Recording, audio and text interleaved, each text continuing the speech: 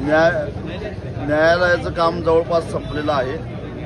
कारण सर्वोच्च न्यायालयाच्या आदेशावरनं हाय पॉवर कमिटीच्या सुनावण्याही पूर्ण झालेल्या आहेत आणि नांदणी मठामध्ये माधुरीच्या वास्तव्यासाठी ज्या काही सुधारणा करून घ्यायच्या होत्या त्या वनतारांच्या तज्ज्ञांच्या मार्गदर्शनाखाली वनतारानंच करून घेतलेल्या आहेत आणि त्यामुळं तोही भाग संपलेला आहे।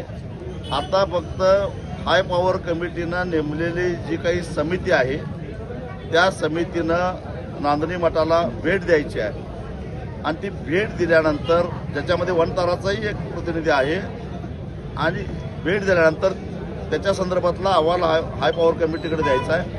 दरम्यानच्या काळामध्ये वनतारानं हाय पॉवर कमिटीला कळवलं आहे की माधुरीची तब्येत ठणठणीत आहे आणि ती आदेश आल्याबरोबर लगेच आम्ही नांदणीला पोच करायला तयार आहोत।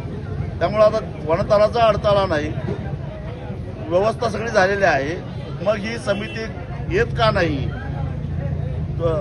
दिलेली मुदत संपली तरी येत नाही, तेव्हा ते समितीनं ताबडतोब यावं, त्याचा अहवाल द्यावा आणि 13 सप्टेंबर ज्या दिवशी लाखो भाविक या ठिकाणी प्रथमाचार्य शांतीसागर महाराजांच्या पुण्यतिथी दिवशी निमित्त येणार आहेत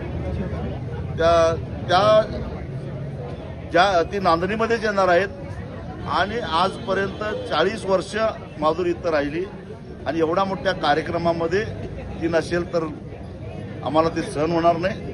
तेव्हा जो काही निर्णय घ्यायचा आहे तो घेऊन 13 सप्टेंबरच्या आत माधुरीला इथं पोच करावं, अन्यथा 13 सप्टेंबरला जमलेले जे भाविक आहेत त्यांच्याबरोबर विचारविनिमय करून आम्ही याचा जाब विचारण्यासाठी मुख्यमंत्र्यांना जाब विचारण्यासाठी म्हणून आम्ही मुंबईला जाऊ।